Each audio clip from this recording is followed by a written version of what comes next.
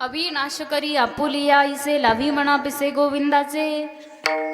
तुकोबाराय सांगतात अविनाशी असणारा परमात्मा त्याचं वेड तुमच्या मनाला लावा. भगवंताचं नामचिंतन करा, जीवनात भगवंताची भक्ती करा.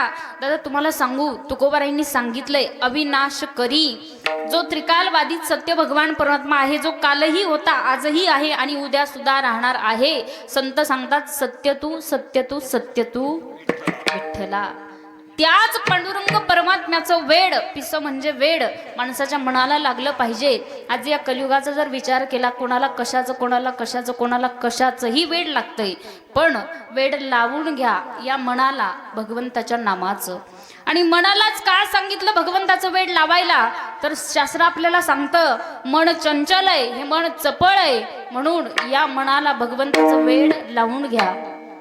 भगवद्गीतेत सुंदर सांगितलं चंचलमी मन कृष्ण प्रमाती बलवदृढम तस्याहम निग्रहम वन्ये वायुरिवस दुष्कृतम. काय काय करीतो या मना, 5 ज्ञानेंद्रिय 5 कर्मेंद्रिय आणि 11वं इंद्रिय मन.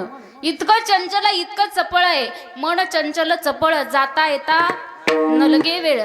प्रत्येक जण आज कीर्तनात बसलाय महिला मंडळ, पण मी गॅरंटी देऊन सांगू शकत नाही तुमचं मन कीर्तनातच असेल.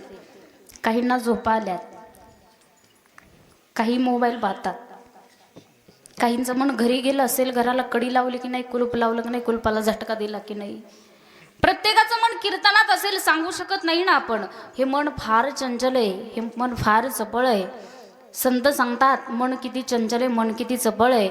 हे मन चंचल मोठे नकळे याचा अंतही कोठे. इतकं मन चंचल आहे, इतकं मन चपळ आहे, म्हणून याच मनाला भगवंताच्या नामाचं वेड लावायचं. कारण तुकोबारायांना सुद्धा भगवंताच्या नामाचं वेड लागलं होतं. तुकोबाराय म्हणायचे गोविंद